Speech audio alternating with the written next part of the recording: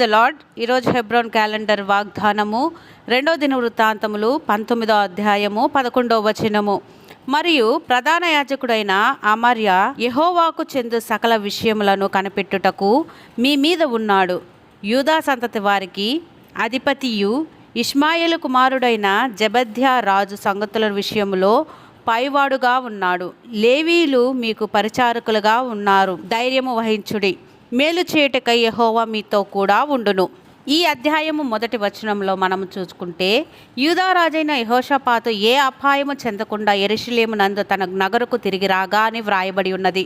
అంటే తను ఏ అపాయంలో ఉన్నాడో మనం చూసుకుంటే, ఆహాబుతో కూడా స్నేహించి తన కుమార్తెను వివాహం చేసుకుని తను దేవుడు చెప్పని ప్రదేశమునకు యుద్ధమునకు వెళ్ళాడు. అయితే దేవుణ్ణి విడిచిపెట్టిన కుయుక్తి పరుడైన ఆహాబు మారు వేషములో యుద్ధానికి వెళ్తాడు.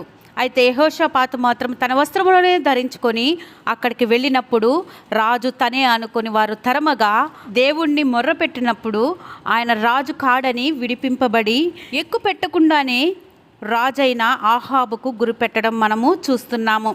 కాబట్టి ఈ విషయాలు బట్టి మనకేమర్థమైంది? దేవుడే మనతో ఉండకపోతే, దేవుడు మనల్ని కాపాడకపోతే ఏది చేసినను మనము క్షేమముగా ఉండలేము.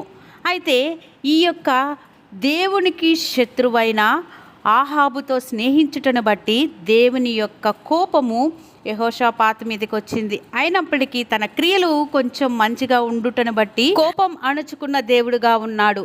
తర్వాత తన యెహోషాపాతు యెహోవా వైపు అనేక మందిని రాజనగరంలో తిరుగుతూ మళ్ళిస్తూ వచ్చాడు.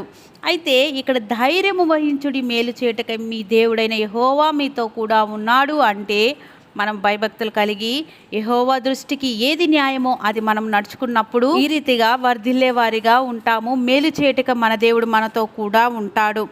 కాబట్టి మన దేవుడు ఏ రీతిగా ఉన్నాడో తెలుసా? దౌష్ట్యము లేదు, ఆయన పక్షపాతి కాడు, లంచం పుచ్చుకునే దేవుడు అంత మాత్రము కాదు. ఆయనలో నీతి న్యాయములు ఆధారభూతుడు అయిన దేవుడిని మనము సేవిస్తున్నాము. స్తుతిద్దాం.